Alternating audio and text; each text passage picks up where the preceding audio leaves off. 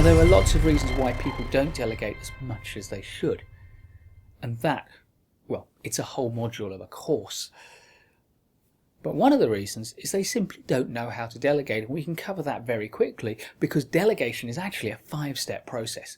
And the first step is what I call matching the task to the person. Find the people who have the ability, find the people who have the appetite to develop in that particular direction, and find the people who are available. And then understand the task at hand and match the two up in a way that is fair, allocating the best jobs equally among all the people who are capable of carrying them out. The second task is briefing, and this is actually quite a time-consuming task because if you do it well, it takes a long time to brief someone effectively, but it does get you over the typical excuse for not delegating, which is, oh, they'll only be bugging me all the time, they'll keep coming back and asking me questions. Well, yeah, they will if you don't explain the task properly. So good briefing is essential.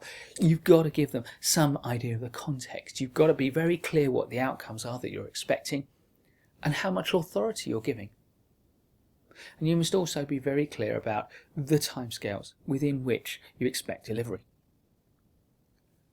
The third step is the one that is most often missed out. There are chapters in management books about delegation. There are even whole books about delegation, and they miss out this all-important third step. It's commitment. It's looking the person to whom you're delegating a task in the eye and saying, do you understand what it is I have asked you to do? And if they say yes, look them in the eye again and say, are you clear that you have the ability and the resources and the time to do what I'm asking you to do? And again, if they say yes, now you go for the money. Look them in the eye one more time and say, do you commit to deliver this piece of work by the deadline I have asked you to deliver it by? And if they answer yes, you've got them on the hook.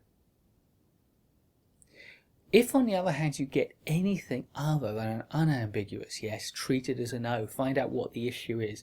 When they say, I suppose I can, well, ask what would take. Well, ask what it would take to turn a suppose into a no. When you've got a commitment from the person you're delegating to, give them your commitment in exchange to give them the support and the guidance that they need. And the fourth step is monitoring what's going on, providing ongoing supervision. And this is risk management. How much monitoring is appropriate?